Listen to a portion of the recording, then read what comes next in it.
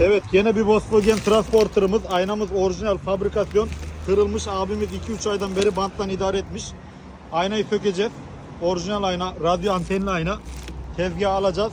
Tamir edip yeri yerine takacağız. Yine bu aynamızda ayağının bir tanesi kırık. Sallanıyor. Bu ayna da düşmek üzere. Bunu da sökeceğiz. Tertemiz halledeceğiz. Her türlü kırılan transporter aynalarını tamir ediyoruz. Yerimiz İstanbul Bağcılar Mahmut Bey.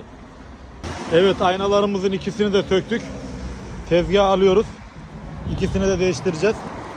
Daha önce buranın süngerini koymamışlar. O süngeri koyacağız. Şöyle sünger olması lazım bunlara. İkisi de fabrikasyon bu aynaların. Bu da fabrikasyon, bu da fabrikasyon. Tezgaha alıyoruz.